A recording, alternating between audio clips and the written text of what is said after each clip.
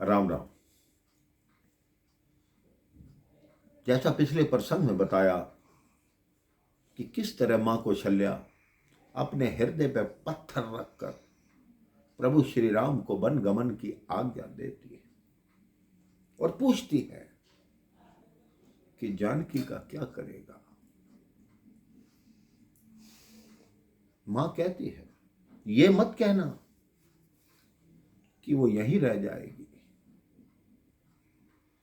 क्योंकि जब से वो डोली से आई, डोली से पलंग पर, पलंग से गोदी में, गोदी से हिंडोले पर, हमने उसको भूमि पर पांव नहीं रखने दिया। हमने आज तक उसको दीप बुझाने तक को भी नहीं कहा।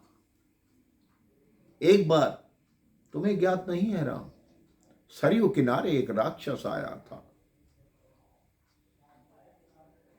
वो प्रजा को बहुत तंग करता था। गुरु वशिष्ठ ने कहा, महाराज दशरथ, आप अपने महल की छत पर जाकर धनुष बाण से उसका वध कर सकते हैं, लेकिन उस समय आपकी पुत्र वधु सीता उठकर दीप बुझा दे, उस दीप को फूंक मार दे, आप बाण चलाएंगे, वो राक्षस मर जाएगा। हम तीनों महारानियां तैयार हो गई कि हम तीनों धनुष बाण लेकर उस राक्षस को मारने के लिए आपके साथ चलेंगी, लेकिन सीता को रात्रि को दीप बुझाने के लिए नहीं उठाएंगी। उस सीता को तेरे साथ कैसे जाने दूंगी मां?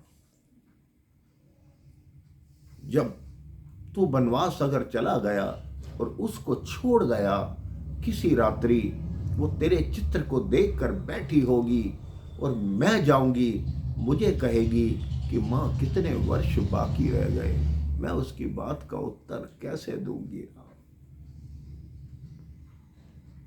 मेरी ओर से केवल तुम्हें आज्ञा है।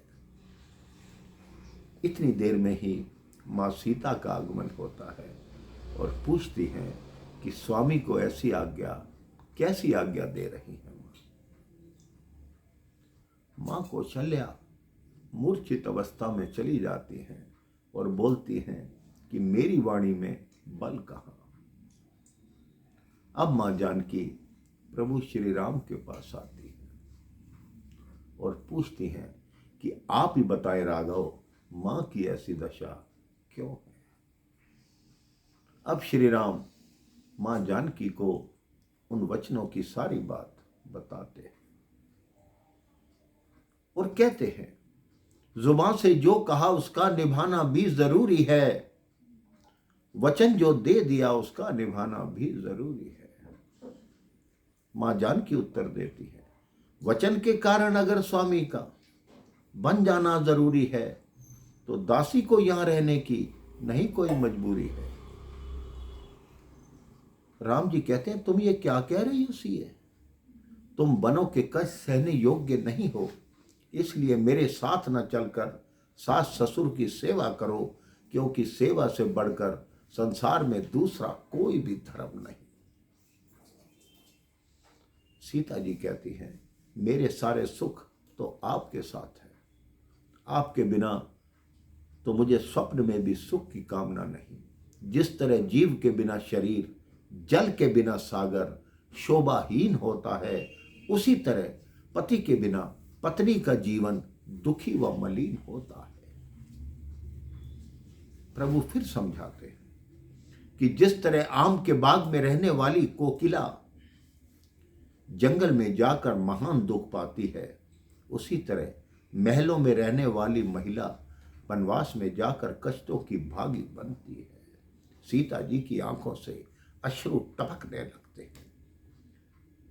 तब राम कहते हैं कि सीते सीते क्यों रोती हो, क्या धरा वेदनाओं में है, सुख दुख है एक समान उन्हें, बल जिनकी आत्माओं में है। मैं जानता हूं पति वियोग तुम नहीं सिए सह सकती हो, लेकिन आत्मा में बल लाओ, बल होगा तो रह सकती हो। इसके आगे मां सीता ने क्या कहा, प्रभु श्री राम और मां जानकी का क्या संवाद हुआ, मैं आपको अगले प्रसंग में सुनाऊंगा। राम राम, जय श्री राम।